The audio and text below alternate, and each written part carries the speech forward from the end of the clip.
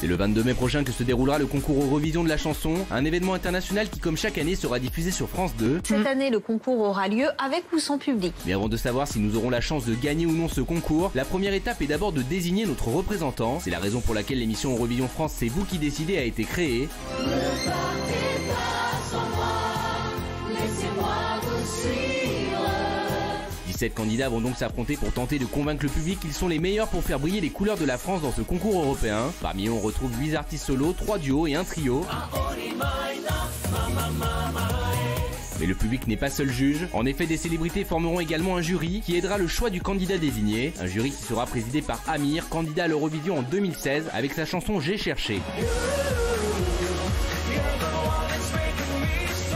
Autour de lui, on retrouvera notamment Marie-Myriam et Natacha Saint-Pierre, 2 artistes qui ont également participé au concours, mais aussi des célébrités plus étonnantes comme Élodie Gossuin, Jean-Paul Gaultier ou encore Michel Bernier. Alors le jury de l'Eurovision 2021 est-il à la hauteur de l'événement ?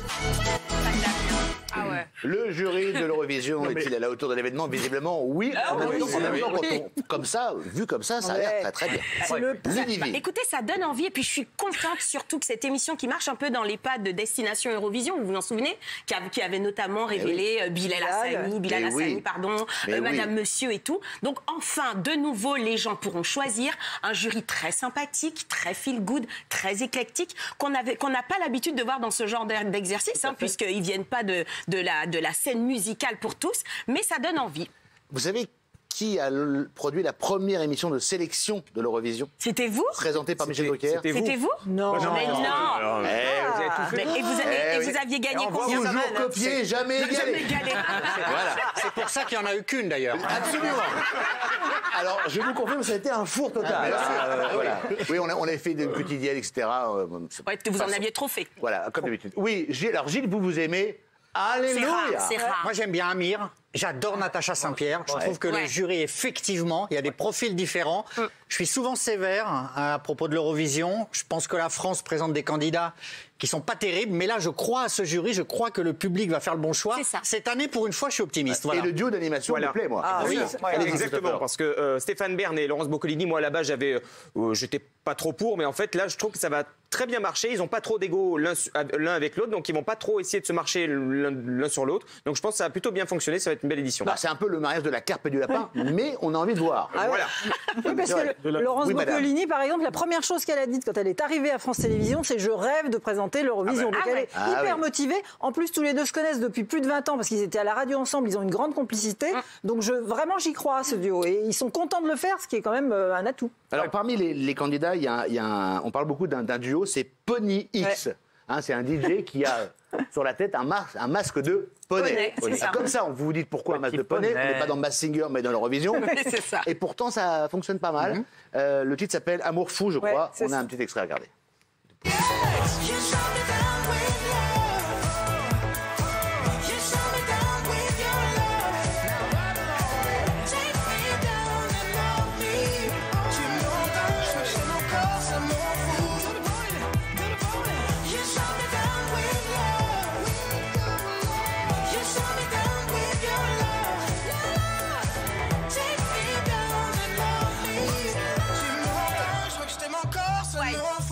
Ça fait un monde. Le chanteur, moi, je trouve ça pas mal. C'est un filtre qui est disponible en plus sur tous les téléphones. Vous pouvez mettre la poney, vous avez la licorne, vous avez tout. Ça fait très Eurovision, donc à mon avis, ça va bien passer. Vous pensez qu'on a des chances avec le... Non. Oui, avec le poney? Oui. Mais l'Eurovision, c'est quoi? C'est se démarquer, c'est avoir un look, c'est avoir quelque chose. Je suis désolée. Et le chanteur a quand même accompagné Offenbach, le groupe. C'est pas mal, c'est une référence. Offenbach, le compositeur. Non, voilà. Non, le groupe, celui que je connais pas. Parce que je l'ai eu. C'était facile, voilà. Un peu de culture ne nuit pas. Oui, Bayou. Non, c'est très chevaleresque. Moi, j'aime bien. Ça va gagner, toi. Soukaina, ça vous plaît cette sélection? J'aime beaucoup cette vanne. Alors, elle veut chiner. alors il est pas célibataire. Non, il est en couple avec Daniel. Il est maqué avec Daniel. Pas encore. Plus rien à dire. Bon, voilà, on leur fait bonne chance. Moi, je voulais préciser je pense que c'est pas à l'abri de bien fonctionner. On avait fait des sondages sur Télé Loisirs pour savoir les animateurs que les gens avaient le plus envie de voir. Laurence Boccolini était 3e et Stéphane Bern était 2e ou 3e, quelque chose comme ça. Donc les gens ont envie de les voir encore plus. Et je pense que le duo, il va être à mourir de rire. Et j'ai hyper hâte de voir ça. Ça va très bien fonctionner. Stéphane est le nouvel homme fort de France Télé, donc c'est ça qui est bien.